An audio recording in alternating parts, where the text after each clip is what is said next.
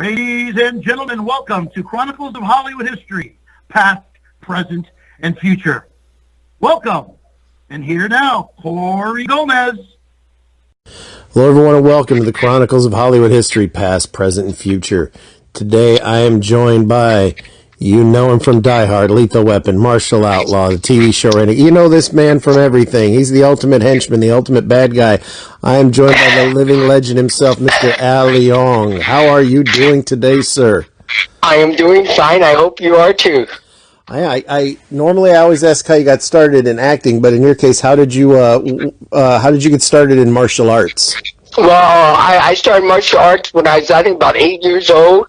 My dad had sent me to New York, and then there's the Anliang Association. Anliang Tong is what it's called. There, and I went there, and then I got hooked up with some people. I started training back then there. Yeah. What styles did you study? Because you seem to be pretty proficient in many. I did praying mantis, and I did a bunch of other stuff, and then I went to Five Family Style when I came to Los Angeles. Yeah. I fought a guy once that did the praying mantis. Got me right in the throat with one of those weird shots. It hurt like hell. How did you get involved in acting? I'm not an actor. I'm a stunt person. I have no idea what an actor is. They call me to do, to do a stunt part, and they'll throw a line in here and there. That's how I do that. But I am not an actor. I have no idea what actors do. Well, I don't want to talk too much about the movie because I'm sure you've been harassed about it for the last 30 years. But you were in Big Trouble in Little China. And John Carpenter is a fantastic guy. I mean, a real person. Now, see, I'm not a Hollywood type of guy. A lot of people, they're in the business and that they look at Hollywood as, as like the best thing that ever happened. But I'm not into Hollywood and believing that way. I'm still into believing the people. And John Carpenter, he is a real person. Yeah, that you can talk to. Yeah. One of the things I always liked about Big Trouble in Little China was, he was doing stuff like you hadn't seen in America, just like in Shaw Brothers stuff, but that he actually took groups of Asians and cast them in the roles, the prominent Asian roles, where a lot of people still in that time were just using white guys and doing the makeup work, which I thought that really added to the charm of Big Trouble. Oh yeah, no. Again, like I said, he helped so many Asians. I know he had James Liu as a producer, and then he brought on just a bunch of people, that were Asians in leading sections of the business, which was fantastic. I mean, people that did artwork and everything else that have never been in movie business that were Asian were put in by him. Yeah. You're still recognized from that film a lot to this day, aren't you? Yeah, and I really didn't do that much in it, But again, like I said, I worked with him on a couple other films. Great guy, yeah. Then you got cast in one of the biggest movies of the 80s. You got to be with Mel Gibson's first real big star blockbuster role, Lethal Weapon. Yes. And Bobby Bass was the stunt coordinator on there. Another fantastic stunt guy, fantastic guy, yes. Another movie that I don't know if you get asked about, I just watched it maybe a few weeks ago. You had a part in Martin Cove's starring role of Steel Justice. What was it like working with Martin Cove filming that movie? Martin Cove, again, he was great. Back then, I don't know how he is now, but back then he was great. I never had any problem with it, but yeah, that was a fun piece to work on too, yes. Then another one that you worked in. I just talked to stuntman Bob Miner a little while ago. Another great guy, yes. You got to act with him in Action Jacksons. Is that what was that one like? That's a great underrated film. It's directed by Craig Baxley, who's the stunt coordinator of A-Team.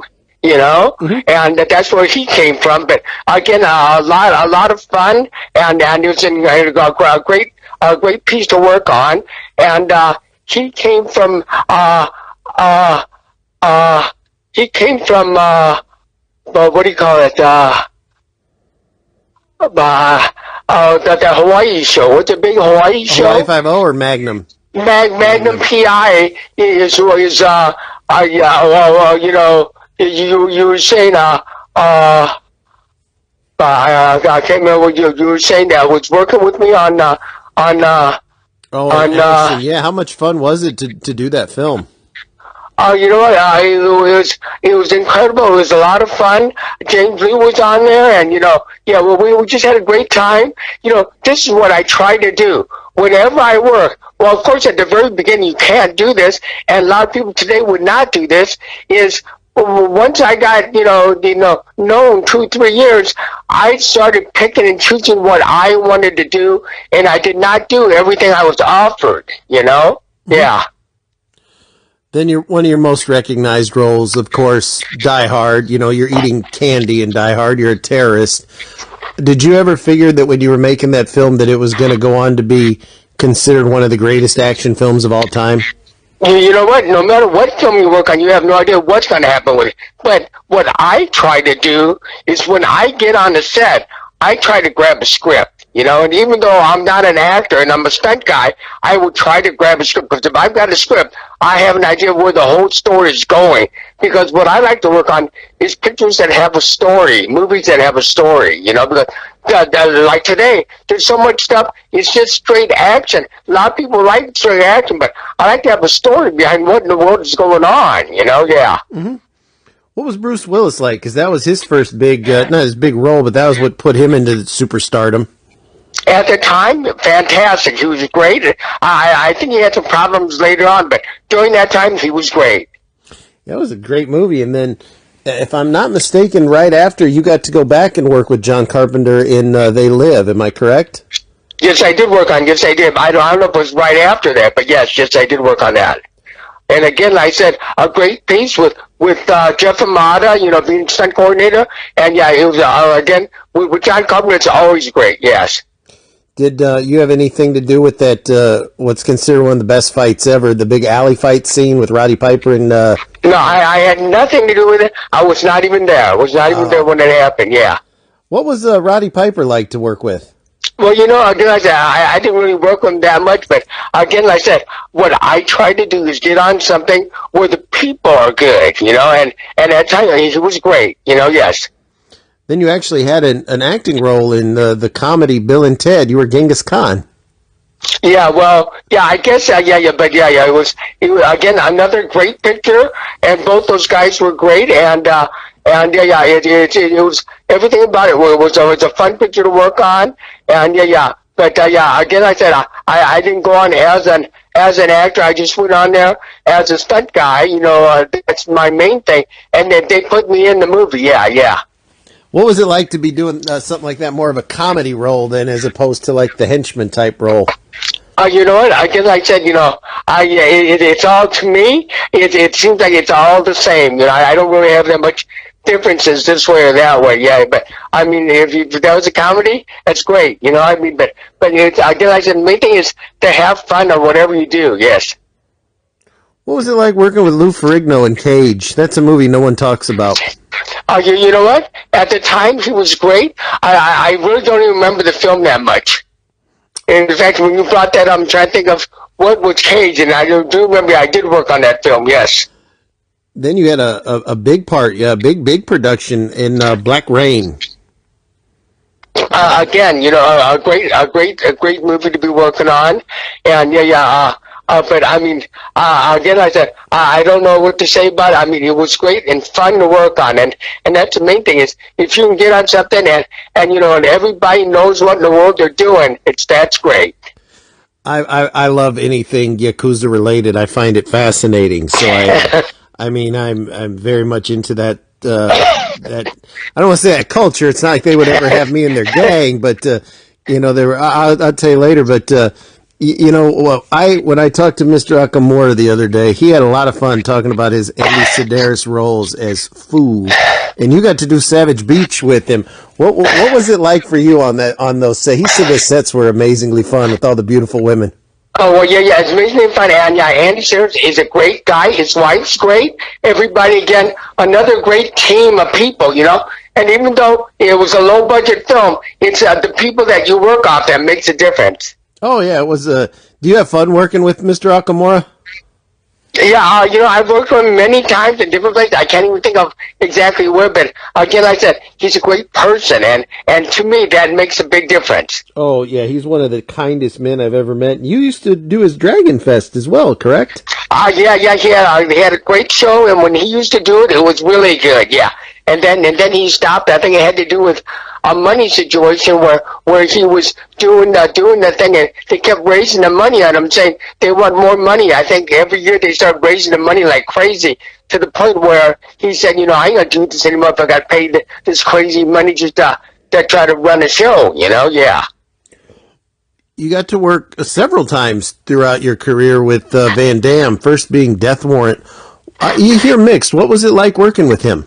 Well, again, like I said, back then he was great. I don't know how or what he's changed or whatever, but again, like I said, oh, he did not want me to work on the picture. Okay, he said he's got somebody that he wants a fight coming from up north. He said he's got a friend coming down, he's gonna fight, and I said fine, because I'm just there as a stunt guy. And again, Jeff Amata brought me in, and he goes, he doesn't want to fight me. And I said, fine. I said, and I told him, I said, I'm just a stunt guy, I'm just here. I was asked to come on in, and I came on in. You don't want to fight me, that's fine. And then, I don't know what happened, but the situation with him and his friend never worked out, and then I ended up fighting him, yeah. But again, like I said, at the time, he was a good guy. I didn't have any problems with him.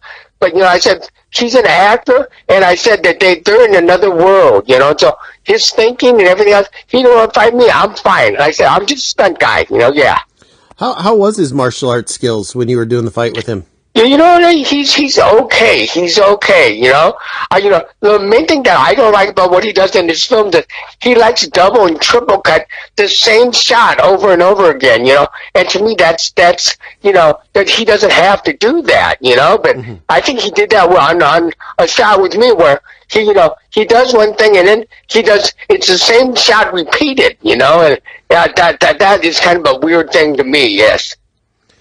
What was it like going back to work with Craig Baxley in Dark Angel with Dolph Lundgren? That's one of my favorites. Also with Matthias Hues, one of my favorite people.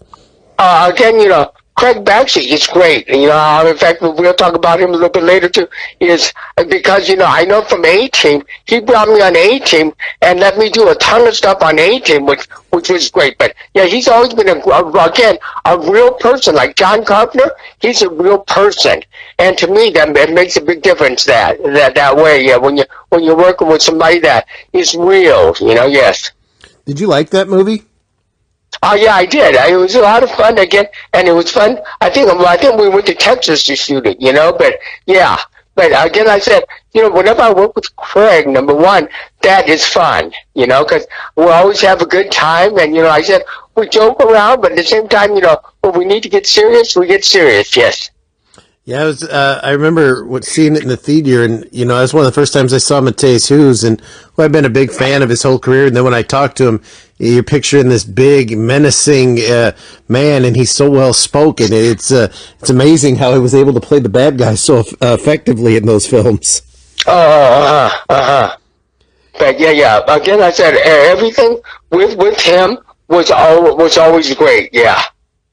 You worked with Mr. Baxley again in what I believe is the greatest biker movie ever. You did stunt work in Stone Cold with Lance Henriksen, Brian Bosworth. Great cast in that movie. Yeah, it was a great cast. Did I work on that? I can't remember if I worked on that or not. Yeah, you were you're listed in the credits as one of the stuntmen. Oh, then I did. Like I don't remember. I mean, I remember the movie. I don't remember. Like I said, there's a bunch of stuff but people tell me, you worked on this, you worked on that, and I said, I did. Yeah. But again, like I said, Craig's always been a great guy, and and everything he does has always been great. Yeah. Van Damme must have really liked you because you got to come back in Double Impact.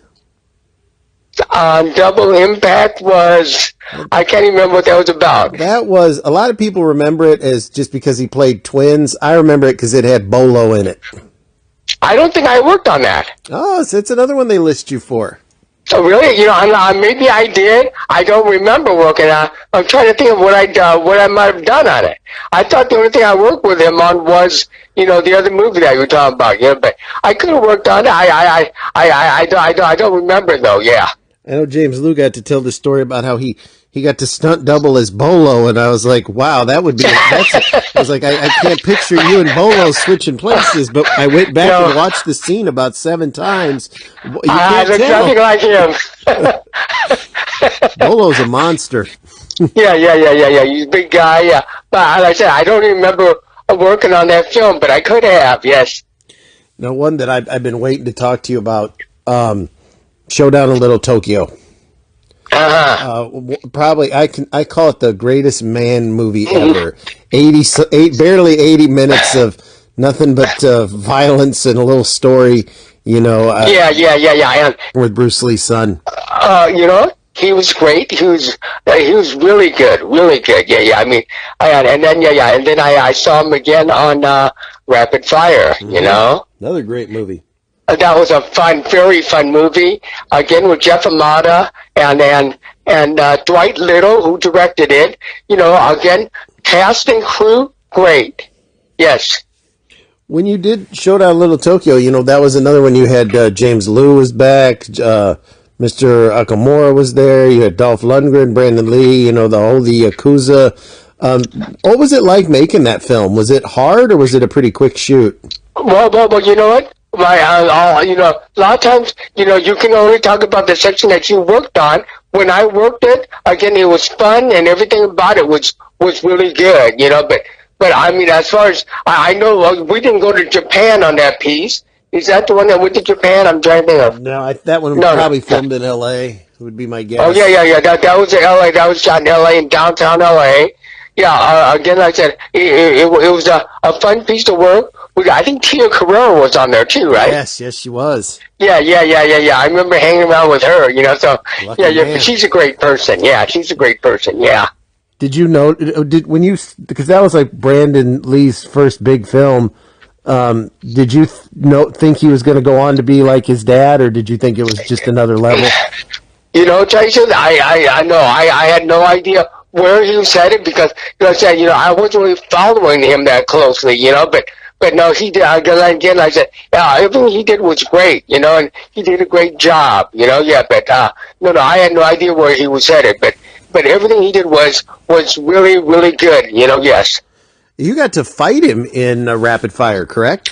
Yeah, and then what's good is he did the total fight. Remember, he's the actor. A lot of times they bring in somebody to double him. He had no double. It's just me and him, so he did a great job. Yeah. And again, I was with Jeff Amott. It was a lot of fun, yes.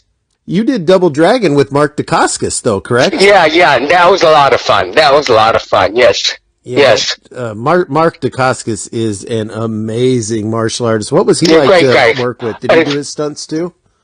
Yeah. And again, I said, he's a great guy, easygoing, no attitude problem, so, yeah, a very good guy, yes. You got to go back with John Carpenter for Escape from L.A. Yeah, again, a great film, and a lot of fun, yeah. That was the second time you worked with Kurt Russell. What was he like on set?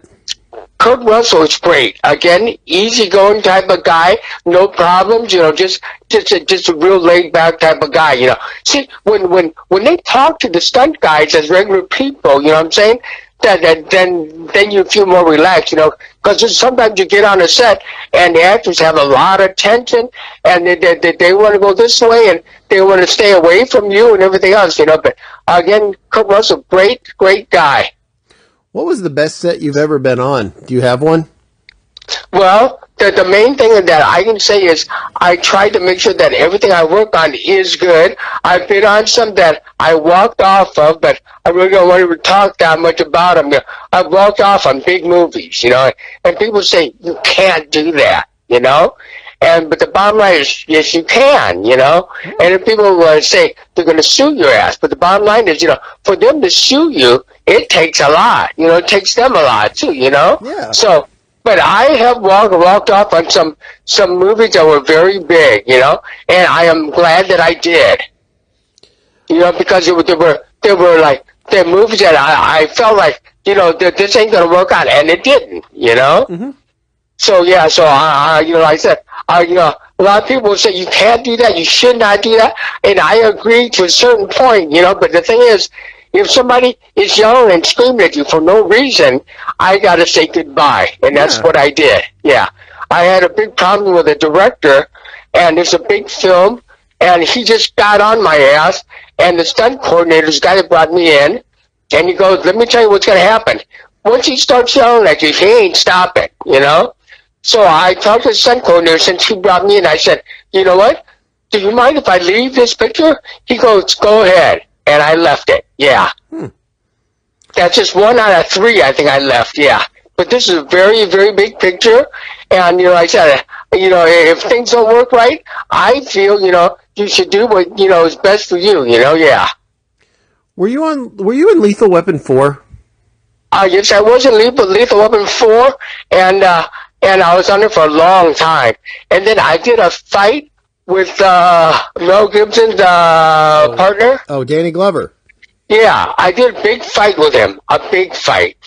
With his stunt double. And what happened was, I was fighting all week long, and then Joe Silverich, who is on every picture, every single day, he hangs out on every single set that he works on, came up to me and he goes, "You're dead in one." That's after we spent like unbelievable time shooting this fight. Then he just came up to me out of nowhere and said, "You were dead in one." And so none of the footage, of course, was ever used. Yes. How come you think that happened? Well, I think it has to do with the fact is, Jet Li is there, and when Jet Li's there, they think he's, God, and I think he's a good guy and everything else, but he's got like 2 doubles there and everything else, but I think it's basically known as his film when he's on the set, with the main stars, yeah. And that was his first big but again, I said also I was dead in one, though. That was his first big American film. How was he? Was he pretty humble, or was he excited? Again, I said that these are Hong Kong guys, and I have always found the Hong Kong guys, they stick to themselves. He's got his whole group of, like a dozen people, and they just like all hang together, So I really didn't get to meet or talk to them that long or whatever, but they seem like they do their own separate thing, yeah. Their stunt work's very different over there, isn't it? A lot more wires and a lot more padded. Well, yeah. Well, now a lot of the films here are being done that way, But yeah, a lot of the films back then that they started a long time ago doing a lot of that wire work way before we did. But now I think we've taken a lot of their stuff and improved upon it, Yes. It's always weird because I've since I was a little kid, I'd watch Kung Fu Theater, Shaw Brother movies, all that, and all the Jackie Chan stuff that he did in America, I wasn't a really big fan of. I loved his Hong Kong stuff. Whereas Jet Li, I didn't care for his Hong Kong stuff. I liked his American stuff. It was very strange how that worked out for me. Yeah, because you know what? I liked Jackie Chan's American stuff better. And really? I'll tell you why. Because he's the first guy that basically combined himself with an American lead actor. I say he's the main guy that was smart enough to do that. Mm-hmm. I wrote that in my book. So in my book, you'll see that. I talk about, him being able to, cross the line better because he made it work, He got together with all these American actors and, blended in a lot better, I think, than anybody. I always loved the fact that he could blend in the humor. That's what always set him apart for me. Yeah. Good at that. Great at that, too, yes. What was you got to go back with John Carpenter in Ghosts of Mars? Yes, I did. And again, another great, fun film, yes. Now, I think it was shot in New Mexico. Here's an odd question. Jason Statham is, from what I can tell anyways, an amazing martial artist, yet he didn't fight anybody in that film. Did, nobody realize that he could fight, or was it just not cast for him to do that? Any idea? I have no idea. All I know is I think that's the beginning of him doing, getting into a lot of stuff, Yeah, because his first 4 or 5 movies, he had a couple of Jet Li, he did nothing, and then all at once you see the transporter, and he's doing all these amazing stunts. It's no, and he does that, and he looks good too. Yes. What was the Scorpion King like? You know what? Again, The Rock is incredible. Talk about a great guy. You know, this is a giant guy that, you know what, if he wanted to be an asshole, he could be, you know, because, you know, what are you going to do, you know? But he was a great, easygoing guy. I loved working with him. Spent like 6 months with him, you know, and then just setting up all the fights and everything with him, you know. An incredible guy, and, you know, yeah, everything about him was great. I'm a wrestling fan, and when he was still wrestling, I got to meet him backstage, and he, you know, he was the bad guy at the time. It's scary because he was really big, and now he's like 3 times the size. But you know, he took the time. He signed a couple things for me. He signed something for one of my friends. Real nice, polite guy. I never would have dreamed back then that he would go on to become the biggest star in Hollywood, but he deserves. Well, you know what? He has that type of attitude to be the nicest, the best guy too, though. You know. But yeah, he's done an incredible job. And starting with that, he was great. Everything about him was, you know, like very down to earth, a very normal type of person. Yes. And then you also got to do a Marvel movie. You did some stunt work for the Daredevil film. On the Daredevil, yeah. I remember working on Daredevil. Yes. So again, another fun film to work on. Yes. What's it like doing one of those superhero movies? Is it a pain, or is it just? Well, you know, like I said, I'm not the superhero, so you know what I'm saying. It's easy for me to do my part. It's what again, like I said, what in a way I sort of don't like is the new film today. Everybody can do anything. Because, you know, everybody's wired on a rig, and everybody's getting pulled back 40 feet and, you know, say impossible stuff. It's just like the old Hong Kong films, you know. Everybody's flying all over the place, and you wonder, well, how do they do that? Well, because now today, every single film today is, you know, the heavy action, and anybody can do it. Yeah. You know what I got to say, and I think about it because I've seen an unhealthy amount of movies in my life. The first American movie I think I ever saw, wire work and the elaborate stunts, I have to say is Big Trouble in Little China.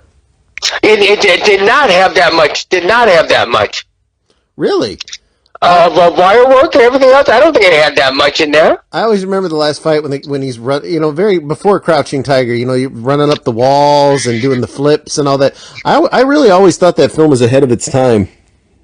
It was way ahead of its time. It was for yeah. I mean, John Carpenter did an incredible job just looking at all the Hong Kong films and bringing it over here, you know. But yeah, he did a great job on it. Yes. What's your, as a fan, what's your favorite movie? Well,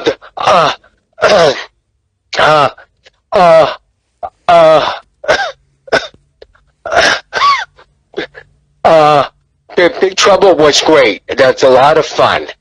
Yeah, and again, when it comes down to working with people that are good, that's what I liked about it. Yeah. Big Trouble was a lot of fun, so I like that, and I like working on it. Yes.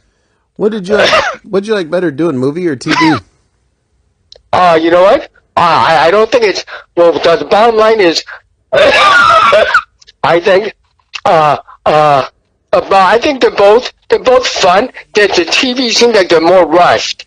You know what I'm saying? Because you've got you know, like 7 days or 8 days to shoot the whole project. You know, whereas feature film you'd be there for 3, 4, 5 months. You know, yeah. Do you have any memories of the episode of Renegade you did with Lorenzo Lamas and Branson? You know, I remember they were great people. You know, Branson was the killer guy, always has been. And yeah. No, both of them were great, and it was a fun show to work on. Oh, Branscom's awesome. I'm so glad I met Branscom and Kathleen from that show. Two of the nicest people I've ever met. Yeah, no, but they are very good people. Yes. In fact, the next time you talk to Branscom, tell him I went 3 weeks paid vacation in Maui. I wanted to pay for it for me, and I'll be on my way over for 2 people. I'm going to talk to him later today. I will let him know. I'm going to recommend it. Yeah. Just say, for me to talk on an interview, that's what I want. Okay. Do you remember? Everything paid for, yes. You can stay at it. He should put you up in a hotel, too, for this. Yes, okay. Yeah. But okay, now can I say a few things? Sure. I didn't get a chance? Of course. Okay, first of all, and I'm sorry, it gets to butter. I've got only one saliva gland. You know, so it's weird. Okay, but I'd like to thank all the cast and crew behind camera that do their incredible work. You know, makeup artists, everybody, grips, everybody, lighting, everybody that's behind camera. They do a world that makes the thing happen, because without them, we would have nothing. Okay? So I just want to make sure that, that everybody knows that, okay? Oh yeah, that's the behind the scenes people are the people that make it all happen. It wouldn't happen without them. Exactly, yeah, okay. Now, back in about 1978, I met a guy named Kim Kahana. Oh, okay, he's a stunt guy, okay? Okay. And he was going to open a stunt school in Los Angeles.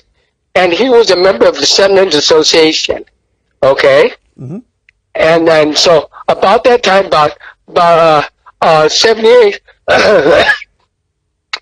he got in a huge argument with Stuntmen's Association because they did not want him to be teaching people that are not family or close friends, the art of stunt work. And he was going to go out and teach it, So that they were really not liking him for doing that, Yes. Okay, but he had this mindset and he was going to do it. And then so he was so ahead of his time. I thought that was great, And so I decided, I met him at these karate tournaments back then, okay? And so what happened was, I asked him, I said, can you teach me, stunts? And this is what he said to me. He goes, I would never teach you anything. He goes, because you would take every single job away from me. And he goes, I would never have you on there. Hang on, one second, hang on. And he goes, any director can pick you out of a crowd of 1,000 people without any problems, is what he said to me. And then he went on, he opened a school in Chatsworth, California. And I remember driving by to look into this huge lot that he had with all kinds of stuff going on in there. Okay, and parked in front are all these cars from Florida and New York and all these states from back east were there to take his course. I think it's like a 6-week course on doing stunts. Because remember, back then, if you wanted to do any of this kind of stuff, there was no place to go, Mm-hmm. And like I said, he was hated by some association because of what he was going to do, Mm-hmm. So you can go there and learn how to do high falls, how to get on an air ramp, how to get pulled back on a ratchet, how to do the horse stuff, how to do motorcycle stuff, and how to do driving stuff.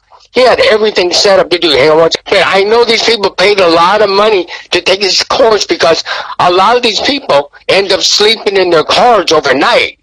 Mm-hmm. But he opened the school for, I think, about 3 years in Chatsworth, and then he ended up closing it up, I think because he had so much, talk from some association not wanting him around, so he moved to Florida, and he reopened the school. The school is still open now, so he's been around for a long time, and he continued to open the school back in Florida, and like I said, he's still there now, but I get along with him great now, because, when he was telling me, I did not understand what he was saying, that I would take all his jobs away, Mm-hmm. But so I talked to him on the internet and everything. Everything's fine between me and him.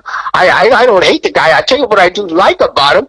He came out and told me why he doesn't want me around. Because, he let me know that. A lot of people won't say that to you, Mm-hmm. And so for him to talk like that, I really liked it because it made him a real person to me. So I was happy with that, yes. Not Very Fun was doing a stunt show. Okay, now I'm done talking about him. But Not Very Fun was doing a stunt show. It was a great stunt show. And so I said, you know what? I'd like to mix some of this martial arts into their show, So I contacted the guy that was running the show, over there. I tried to call him and leave him messages, and I sent him 2 8mm films of me doing martial arts stuff, just seeing what he thought, Mm-hmm. And at the time, Carl Cefalio and Johnny Meyer, who are both great stunt guys that, of course, at the time I did not know, because we're talking about like 1980s, they were both working there as stunt guys, but I didn't know them at the time. But of course, afterwards, I met them, and they're great guys. But yeah, but then I realized, of course, today I look back and I say, you know what? First of all, I can't be talking to the stunt the guy running the show because he's not the guy that runs Knott's Berry Farm. I should have been talking to somebody at the above him. But at the time, I kept thinking, you know what, maybe I'll try it, see if I can get into working on the show. But yeah. So that's another adventure that I had. Okay, yes. So back at the very beginning when I got into business, I worked on a film called a TV show called Street Hawk. And what happened was we were on a boat in San Pedro Harbor, which is like the dirtiest place you could ever think of at night, okay? Mm-hmm. They set up 3 air rams. They were I was one of the 3 guys that's going to get sent off into the dirty water, and so this is one of the first times I've ever seen an air ram. Now, air ram is a device that picks you up in the air and throws you, okay? Uh-huh. This is like a second or third time that I've actually seen one of them things, and it ejects you and throws you. So, I was a mechanic. I was in trade tech for 2 years. I am a painter, car painter. I own color tracks, custom painting. I used to be a brakes and front end mechanic, and I used to do all the alignments and everything. I had a huge welder at my house, and I used to be a fabricator. So I have done everything. So, and I had a huge welder at my house. So, and I also had a 2-inch pipe bender at my house. So I had everything. So I said to myself, you know what? I'd like to build these air rams, because I wouldn't have any problems making this stuff. And then what I would like to do is, get in the business doing this kind of stuff. So I talked to a couple other guys, the Asian guys approached me. They said they'd like to get into it, That was Leland Sun and Danny Wong said they'd like to get in and work with me on this stuff, And so I said I can build anything. So in my parents' garage, I was building these air rams. First, I was making I was making a thing that what do you call them, boy? I can't remember the word. A jig. I was making a jig.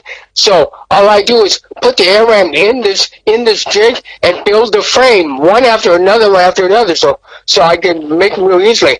And then I said, I can build car flipping ramps, these 18-foot ramps, because again, like a welder, I can weld this stuff up. I can make ratchets, and then we went on. We bought an airbag, and we were gonna, use that on, the throwing people, for people to land on. And I said, then we could rent all this stuff out. Mm-hmm. And so what happened was, Leland's son, I talked to him. I said, we got to figure out what these devices are that are actually allowing you to launch people in the air. So he started to research it, found out there was aircraft landing gear is what they were using. So we went to all these, places that sold used equipment for airplanes, and we found all these different type of extending devices that are set for landing gear, and we bought a bunch of them, and then so I built these air rams. I built like 8 of these air rams, and we were ready to go out and use them. And then one of the 2 guys, I don't want to say who it was, but said they didn't want to buy insurance. Because at the last minute, I started thinking, you know what? We can't build these things, or we can't use these things unless we are insured. Because if we go out there and somebody does something weird on it or gets hurt on it, they're going to sue us. They're going to take everything we got, So I said, can't do this, Mm-hmm. So I talked to the 2 guys, that were working with me, and I said, we got to buy insurance. Well, one of the 2 guys did not want to buy insurance. And I said, well, you know what? We can't buy insurance. I don't want to take these air rams down. So I had all these things all built and everything else. But I said, you know what? We can make a lot of money in the business. I made a lot of money. Because this is way back at the very beginning when I got into business. I said, if we put this stuff out there, because there's only like 2 other people that had air rams, I said, we can get in it and make some real money, Mm-hmm. But again, I said, because of the problem of one of the 2 guys not wanting to buy insurance, I said, you know what? I don't want to do this. We'll take everything. And, since I hand-built everything, it didn't cost anything, Mm-hmm. So we only had, like, just a minimum amount of money in it. I said, you know what? we're going to just have to eat that money because unless we get insurance, I'm not going out, you know? So that's how that thing got stopped. Okay, now I'd like to talk about some shows that I worked on. Sure. Okay, yeah. Heart to Heart was probably one of the first shows. It was done by Ronnie Rondell, who was a stunt coordinator, a great guy. Had a lot of fun with, on that show. And then after that, I worked on Fall Guy with Mickey Gilbert and his sons, Troy, Tim, and Lance were his sons. Then I worked on TJ Hooker with R.A. Rondell, who is Ronnie Rondell's son. And then I worked on Knight Rider with Jack Gill. Then I worked on Hunter with Terry Leonard and about 50 other great stunt guys on a ton of other shows. But basically, I just want to let you know that's how the show stuff got started, okay? Mm-hmm. Now, and then after that, Craig Baxley, he does The Warriors. And The Warriors, I don't know if you've seen that. Everybody loves that film, and it's a great film. Mm-hmm. Yeah, and so he worked on that. I didn't work on that before I knew him, but that's where he got started.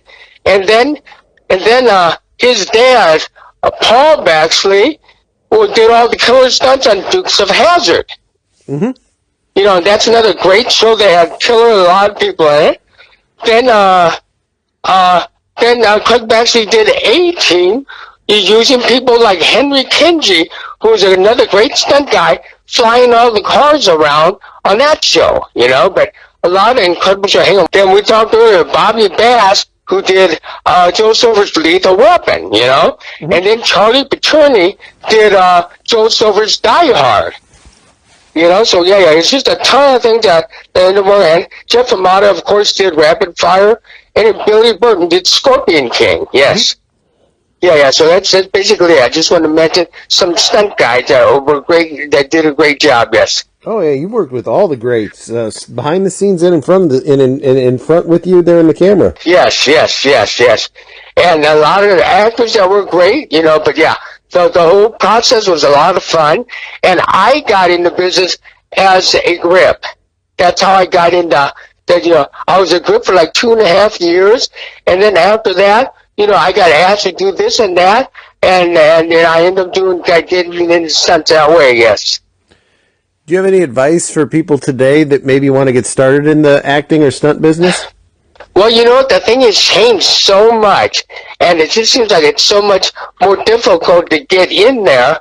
But, I really can't think of any fast way, because I think everybody goes in their own way. You know what I'm saying? There's not like one simple door. We're going to walk through this door, we'll be on the other side. It just seems like everybody tries different ways to get in there, and they end up there, But, yeah, I don't know exactly, if there's a smooth way to do it or not.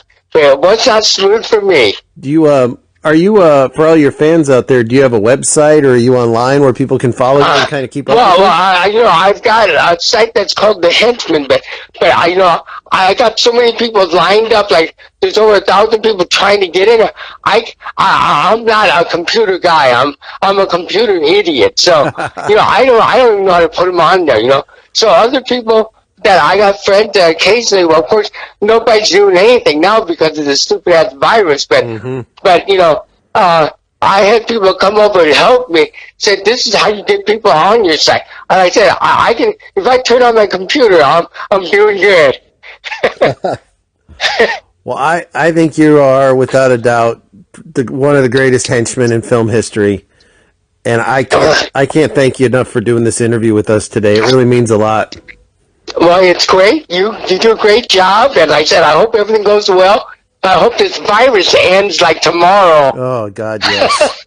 This is just going on unbelievable, I thought it would have been done by now. I thought it was going to go on for like 2 weeks and, we'll be back to normal. But, it's been unbelievable. I'm just hoping that somebody says, I found this miracle cure. You do this and, the thing will totally go away, Never, ever. You can't even write a movie about this, because nobody would have ever believed it, yeah. And it just keeps getting worse.